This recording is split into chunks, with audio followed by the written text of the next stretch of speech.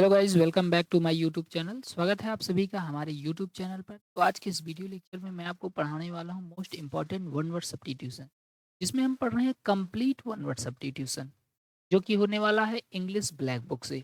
और इसका set number 3 पढ़ रहे हैं, जिसमें हम 41 से लेकर के 60 तक के OWS को कवर करेंगे। बाकी आपको इसका फ्री PDF लेना है तो आप हमारे इस टेलीग्राम चैनल से जुड़ जाइएगा। तो चलिए बिना टाइम वेस्ट किए वीडियो की शुरुआत करते हैं। पहला वर्ड है आपका एग्नोस्टिक। एग्नोस्टिक का मतलब क्या होता है? एग्नोस्टिक का मतलब होता है ईश्वर के बारे में संशयवादी, यानी जिसे विश्वास नहीं है कि भगवान का अस्तित्व भी है, उसे हम बोलते हैं एग्नोस्टिक। तो मान लेंगे ऐसा कि उसके घर में आग आग लग गई, और आग लग गई तो किसी ने उसकी मदद नहीं की, तब से वो बेचारा बहुत दुखी हो चुका है कि आग भी लग गई और ईश्वर ने हमारी मदद नहीं की। तो एग्नोस्टिक, अगर आग लग गई है तो उसे अब ईश्वर के बारे में क्या हो गया है? संशय हो गया है। इंग्लिश मीनिंग देखिए, one who is not sure about God's existence, यानी कोई ऐसा पर्सन जो नॉट श्योर, श्योर नहीं है, सुनिश्चित नहीं है अबाउट गॉड्स एग्जिस्टेंस, ईश्वर के अस्तित्व में। मतलब उसे लगता है कि भगवान का अस्तित्व इस दुनिया में नहीं है, तो उसे हम क्या बोलेंगे? एग्नोस्टिक बोलेंगे। एग्नोस्टिक का मतलब ईश्वर के बारे में संशय होना। अगला वर्ड है आपका एगोनी। एगोनी का मतलब क्या होता है? एगोनी का मतलब होता है मानसिक पीड़ा या कष्ट। अब इसको, जैसे मान लीजिए कोई व्यक्ति है जो फिजिकली या मेंटली रूप से बहुत ज़्यादा डिस्टर्ब हो गया, बहुत ज़्यादा उसको पीड़ा कष्ट हो गई है, तो उसे हम एगोनी बोल देंगे।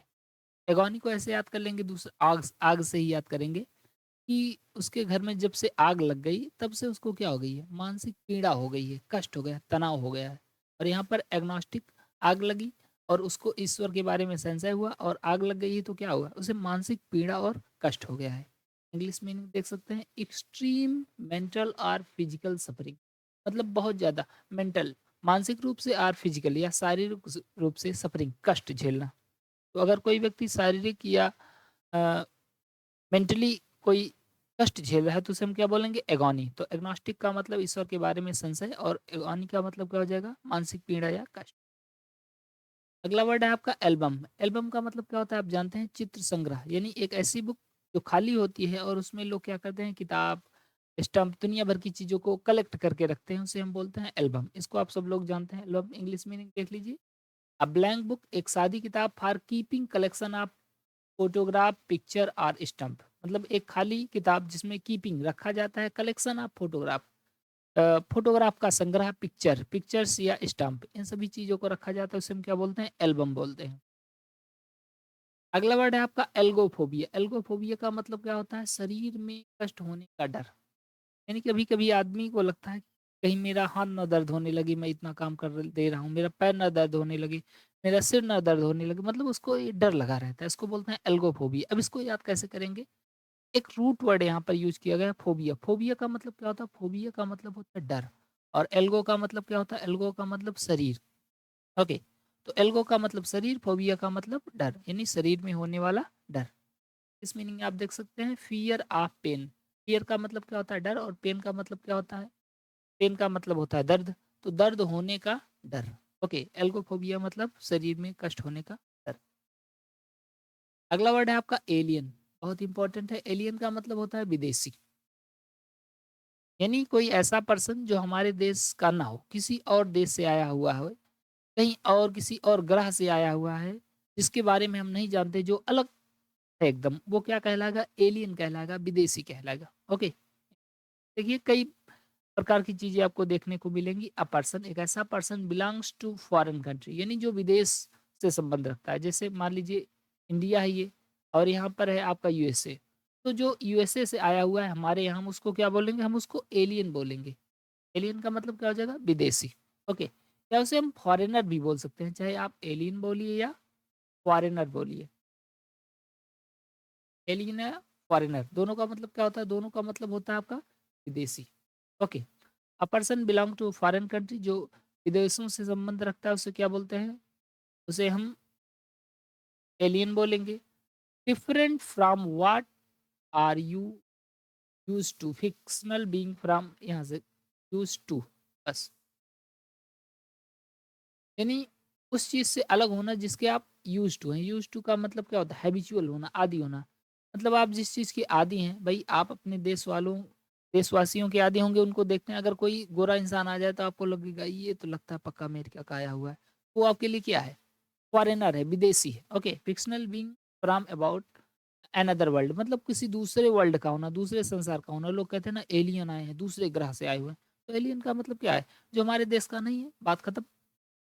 नेक्स्ट है आपका एलिमनी। एलिमनी का मतलब क्या होता है? एलिमनी का मतलब होता है परित्यक्ता पत्नी के लिए गुजारा भत्ता। यानी कोई ऐसी महिला है, मान लीजिए एक पुरुष था और एक महिला थी, इन दोनों की शादी हुई थी। शादी होने के बाद अब कुछ गड़बड़ हो गया इन दोनों के बीच में, और ये इन लोगों का डिवोर्स हो गया। ओके, और अब महिला अलग हो गई है, पुरुष अलग हो गए, दोनों अलग हो गए हैं। तो जब ये महिला अलग हो गई तो इसे हम परित्यक्ता पत्नी बोलेंगे। इसके द्वारा छोड़ दिया गया है इसे, तो ये क्या वो कही जाएगी? परित्यक्ता पत्नी। अब क्या करेगी ये? कोर्ट में जाकर के ये मामला दर्ज कर देगी, तो इस आदमी को इस महिला के लिए कुछ कुछ पैसा देना पड़ेगा। उसी को कहते हैं गुजारा भत्ता। परित्यक्ता पत्नी के लिए गुजारा भत्ता। ओके, इस मीनिंग देखिए, एन अलाउंस, एक भत्ता मेड टू अ वाइफ, उस पत्नी को दिया जाए बाय हर हस्बैंड, उसके पति के द्वारा, when they are legally separated, जब वे कानूनी रूप से, वैधानिक रूप से सेपरेट हो चुके हैं। सेपरेट का मतलब अलग हो चुके हैं, तो उन्हें क्या कहा जाएगा? तो उसे कहा जाता है एलिमनी। एलिमनी का मतलब आप समझ गए होंगे, कोई ऐसा आदमी जिसने अपनी पत्नी को छोड़ दिया है, छोड़ने के बाद भी उसको पैसा देना पड़ रहा है, तो एलिमनी बोल। अपनी परित्यक्ता पत्नी के लिए गुजारा भत्ता। तो उसको याद ऐसे कर लेंगे, उसका आल मनी। आल मनी जो है वो पत्नी को गुजारा भत्ता देने में चला जाएगा। आल मनी, एलिमनी, आल मनी। आल मनी कहाँ चला जाएगा? परित्यक्ता पत्नी की को गुजारा भत्ता देने में। ओके, तो आप समझ गए होंगे, एलियन का मतलब विदेशी जो हमारे देश का ना हो, और एलिमनी का मतलब परित्यक्ता पत्नी के लिए गुजारा भत्ता। नेक्स्ट वर्ड है आपका एलिगोरी। एलिगोरी का मतलब क्या होता है? एलिगोरी का मतलब होता है नीति कथा, यानी कोई ऐसी कहानी जिसमें किसी कैरेक्टर के बारे में बात की जाती है, एलिगोरी कहते हैं। तो एलिगोरी का मतलब आप समझ गए होंगे, एलिगोरी का मतलब किसी कहानी में किसी कैरेक्टर के बारे में। इंग्लिश मीनिंग देखिए, आ स्टोरी, एक स्टोरी, प्ले नाटक, पिक्चर इन विच करेक्टर, यहाँ करेक्टर रहेगा, चैप्टर लिख दिया गया है। ओके, करेक्टर मतलब कोई ऐसी कहानी जिसमें किसी चरित्र के बारे में बताया जाए, उसे हम क्या बोलते हैं? एलिगोरी बोलते हैं। Event is a symbol representing an idea, मतलब कोई एक ऐसा करेक्टर, सिंबल का मतलब यहाँ पर कोई हीरो हीरोइन या उसमें का जो भी विलन है, वो एक प्रकार जो रिप्रेजेंट करता है किसी आइडिया को। Okay, a quality such as truth, evil, death, ETC, मतलब एक ऐसी कहानी जिसमें सत्य, झूठ, इन सभी घटनाओं पर, मृत्यु आदि घटनाओं पर आधारित होती है, उसे हम क्या बोलते हैं? एलिगोरी बोलते हैं, नीति कथा बोलते हैं। अगला है आपका एलिट्रेशन। एलिट्रेशन का क्या होता है? एलिट्रेशन का अलंकार। अनुप्रास अलंकार का मतलब कोई ऐसा सेंटेंस जिसमें का फर्स्ट वाला वर्ड सेम सेम होता है। जैसे आपने अनुप्रास अलंकार पढ़ा होगा, तरनी, तनुजा, तट, तमाल, तरुअर, बहुछाए, सब ताता से शुरू हो रहा है ना। रघुपति, राघव, राजा, राम, तो रा से शुरू हो रहा है। तो अनुप्रास अलंकार हम किसे कहते हैं? जब किसी सेंटेंस का हर वर्ड का फर्स्ट लेटर सेम साउंड से स्टार्ट होता है, तो उसे हम एलिट्रेशन बोलते हैं, अनुप्रास बोलते हैं। ओके, इंग्लिश मीनिंग देखिए, words that begin with the same letter, मतलब ऐसे शब्द जिनकी शुरुआत सेम लेटर से होती है। जैसा कि एग्जांपल में मैंने आपको बताया, तरन, तनुजा, तट, तमाल, तरुअर, बहुछाई ना। और सिलेबल आर साउंड, मतलब कोई सेम साउंड या सेम सिलेबल से स्टार्ट होता है, तो उसे हम क्या बोलेंगे? एलिट्रेशन बोलेंगे। या repetition of initial sound in two or more words in line, इसी लाइन में इनिशियल, तब होता है प्रारंभिक। जैसे ये पहला शब्द है, इसमें का जो फर्स्ट लेटर होगा, इनिशियल लेटर होगा, उसकी शुरुआत सेम साउंड से होगी, तो उसे हम क्या बोलेंगे? उसे बोलेंगे एलिट्रेशन बोलेंगे। ओके, तो आप एलिट्रेशन समझ गए होंगे। एलिट्रेशन का मतलब अनुप्रास अलंकार। चलिए नेक्स्ट वर्ड देखते हैं, एलुवियम। एलुवियम का मतलब क्या होता है? एलुवियम का मतलब होता है पानी के बहाव द्वारा लाई गई मिट्टी। जैसे गंगा नदी जब अपने साथ में जो मिट्टी लाती है और उस धीरे धीरे अ, थोड़ी-थोड़ी मिट्टी लाती है, मिट्टी लाते-लाते वो परत-परत जमता जाता है ऐसे-ऐसे। तो जब वहाँ पर एक बढ़िया मिट्टी बन जाती है अच्छे से, मैदान बन जाता है तो उसे हम एलुवियम बोल सकते हैं। एलुवियम का मतलब क्या होगा? पानी के बहाव द्वारा लाई गई मिट्टी। देखिए, soil deposited by flowing water, मतलब सॉइल ऐसी मिट्टी डिपॉजिटेड जो जमा की गई है बाय फ्लोइंग वाटर, बहाव के पानी द्वारा। एक ऐसी मिट्टी जो बहाव के पानी द्वारा जमा की गई उसे हम क्या बोलेंगे? एलुवियम बोलेंगे। एलुवियम मतलब समझ गए ना आप लोग? अगला आपका अल्मा मैटर। अल्मा मैटर का मतलब क्या होता है? अल्मा मैटर संस्थान मतलब एक ऐसा प्लेस जहाँ पर एजुकेशन प्राप्त होता है, जहाँ पर शिक्षा पाई जाती है, उसे हम अल्मा मैटर बोलते हैं। जैसे स्कूल, कॉलेज क्या है? ये भी तो एक अल्मा मैटर है ना? अल्मा मैटर आप समझ गए होंगे। स्कूल, कॉलेज, यूनिवर्सिटी ये सबको हम क्या बोल सकते हैं? अल्मा मैटर बोल सकते हैं। इस मीनिंग देखिए, द स्कूल और college in which one has been educated. कोई स्कूल या कॉलेज जहाँ पर किसी व्यक्ति को एजुकेट किया गया, उसे हम क्या बोल सकते हैं? अल्मा मैटर बोल सकते हैं। अगला है आपका अल्पिनिज़्म। अल्पिनिज़्म का मतलब क्या होता है? पर्वतारोहण, यानी जो अ, पर्वत पर चढ़ते हैं, उसे क्या बोलते हैं? अल्पिनिज़्म बोलते हैं। तो इसको याद ऐसे कर लेंगे, जैसे मान लीजिए जो पर्वत पर चढ़ते हैं, अगर उनके पैर में आल्पिन चुभ जाए, क्या चुभ जाए? आल्पिन, तो क्या वो पर्वत चढ़ सकते हैं? नहीं चढ़ पाएँगे। तो अल्पिनिज़्म, अगर उनके पैर में आल्पिन आल्पिन चुभ गया, तो पर्वत पर नहीं। इंग्लिश मीनिंग देख सकते हैं आप, माउंटेन क्लाइंबिंग, यानी माउंटेन पर चढ़ना, सिंपल सा है। अगला है आपका अल्टर। अल्टर का मतलब क्या होता है? अल्टर का मतलब वेदी। क्या होता है? वेदी। वेदी क्या होता है? एक ऐसा प्लेस जहाँ पर अ, देवी देवताओं के लिए कुछ फूल, फल, फ्रूट, ये दुनिया भर की चीज़ें, मतलब हवन सामग्री जो है वो इकट्ठा की जाती है, उस जगह को हम क्या बोलते हैं? उसे वेदी बोलते हैं। लोग जहाँ पर सिर झुकाते हैं, वेदी है। एक अल्टर ये होता है, एक अल्टर और भी होता है, ALTER। इस अल्टर का मतलब बदलना। ओके, इस बात को आपको याद रखना है। ALTER, इस अल्टर का मतलब वेदी होता है, और ALTER का मतलब होता है बदलना, अल्टरनेट हो जाना। ओके, इसका अ प्लेस, ऐसा place where offering are made to deity, मतलब जहाँ पर देवी को चीज़ें ऑफर की जाता है। फ्रूट, फल फ्रूट, दुनिया भर की चीज़ें जो ऑफर किया जाता है डीटी। डीटी का मतलब होता है देवी। जहाँ पर देवी देवताओं के लिए ये सारी चीज़ें उपलब्ध कराई जाती हैं, उसे क्या बोलते हैं? अल्टर बोलते हैं, वेदी बोलते हैं। ओके, अगला वर्ड है आपका अल्टीमीटर। अल्टीमीटर बहुत ही सिंपल सा वर्ड है, आप लोग अक्सर सुनते होंगे। अल्टीमीटर का मतलब क्या होता है? अल्टीमीटर का मतलब होता है ऊंचाई मापने वाला यंत्र, यानी जो जमीन के सरफेस से ऊंचाई को मापता है, उसको हम बोलते हैं अल्टीमीटर। ओके, ये एक प्रकार का यंत्र होता है। इंग्लिश में आप देख सकते हैं इंस्ट्रूमेंट, एक ऐसा इंस्ट्रूमेंट दैट मीजर, जो मीजर करता है यानी मापता है द अल्टीट्यूड। अल्टीट्यूड का मतलब क्या होता है? ऊंचाई ऑफ द लैंड सरफेस, मतलब जो ज़मीन की ऊँचाई को नापता है, उसे हम क्या बोलते हैं? उसे हम बोलते हैं सॉरी, जो ज़मीन से ऊँचाई को नापता है, ज़मीन से क्या करता है? ऊँचाई को नापता है, उसे हम क्या बोलते हैं? अल्टीमीटर बोलते हैं। ओके, और ऐसा ही अगला है अल्टीट्यूड। अल्टीट्यूड का मतलब ऊँचाई होता है, यहाँ पर आपने देखा ही, अल्टीट्यूड का मतलब क्या? ऊँचाई। तो अल्टीट्यूड ये एक रूट वर्ड है जो ऊँचाई के लिए शो करता है।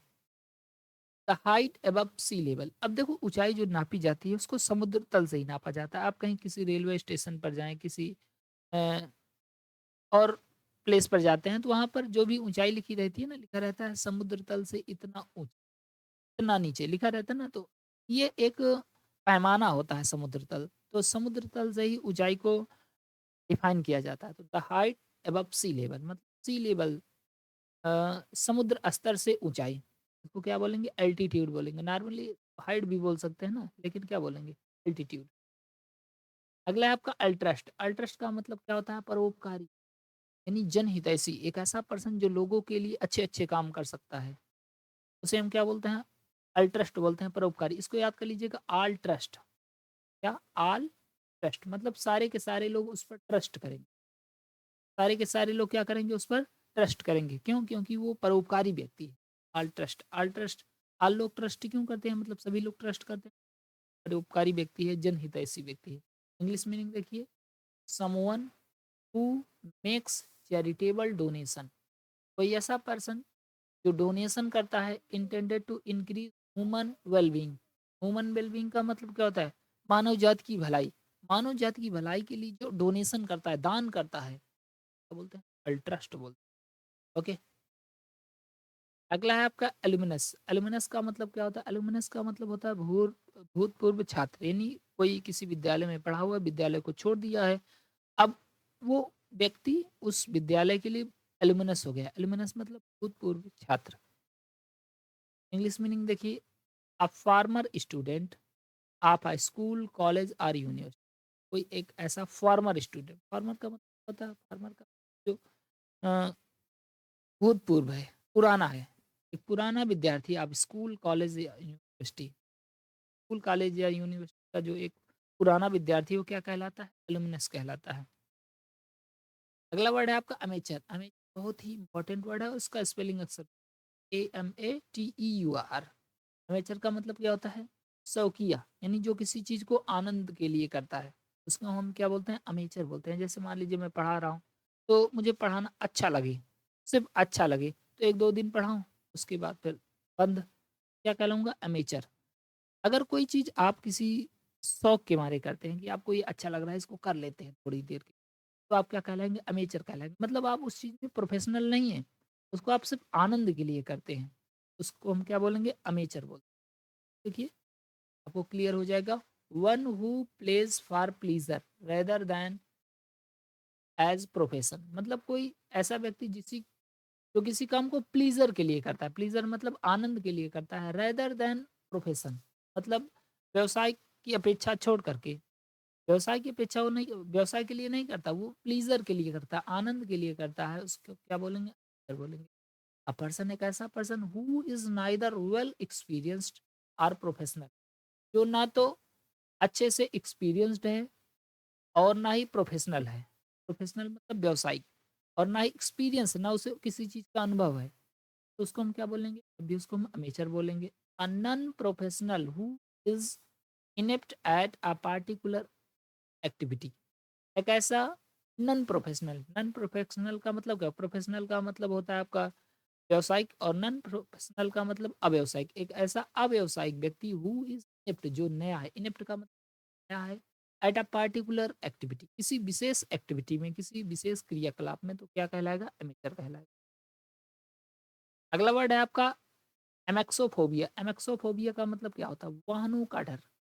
तो मैंने अभी आपको क्या बताया, फोबिया का मतलब क्या होता है? फोबिया का मतलब डर। क्या होता है? डर। इसके पहले हम लोगों ने पढ़ा था एल्गोफोबिया। एल्गोफोबिया मतलब शरीर में होने वाला कष्ट। और एमेक्सोफोबिया का मतलब क्या होता है? एमेक्सोफोबिया का मतलब होता है वाहनों का डर। एमेक्स रूट वर्ड होता है वाहनों के लिए या कार्स के लिए हम कह सकते हैं।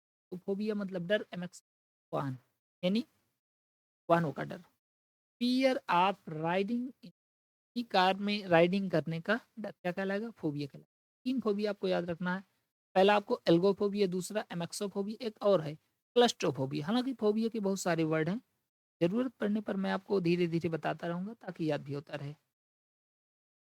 अगला वर्ड है आपका एम्बेसडर। एम्बेसडर क्या होता है? एम्बेसडर का राजदूत, यानी कोई एक ऐसा पर्सन जो अपने देश का है, लेकिन दूसरे देश में जाकर के राजनीतिक मामलों के लिए रह रहा है, तो क्या बोला जाता है? एम्बेसडर। अभी भी ऐसा होता है हर देश में। जैसे हमारे देश का एक व्यक्ति जो है वो एम्बेसडर नियुक्त किया जाता है, वो पाकिस्तान में भी जाएगा, चीन में भी जाएगा, यूएसए में भी जाएगा, कनाडा में भी जाएगा, तो उसको हम क्या बोलते हैं? एम्बेसडर बोलते हैं। मतलब जो अ, हमारे देश के लिए रिप्रेजेंटेशन करता है, क्या कहलाता है?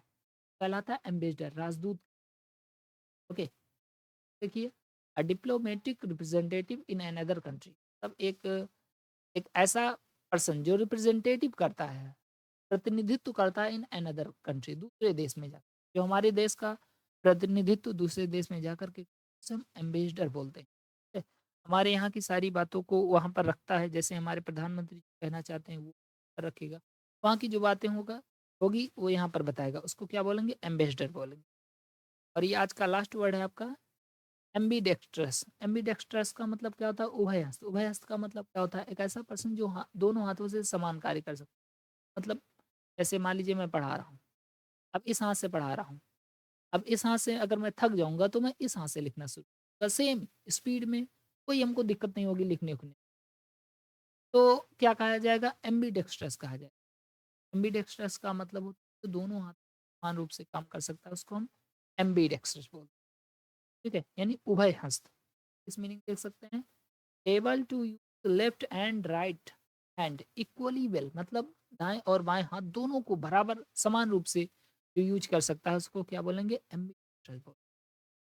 तो गाइज़ अगर आपको ये वीडियो पसंद आए तो प्लीज़ वीडियो को लाइक करें, नए हो तो चैनल को ज़रूर सब्सक्राइब। बाकी आपको इसका पीडीएफ लेना है तो आप हमारे इस टेलीग्राम चैनल से ज़रूर जुड़ जाइएगा। Thank you so much. जय हिंद, जय भारत।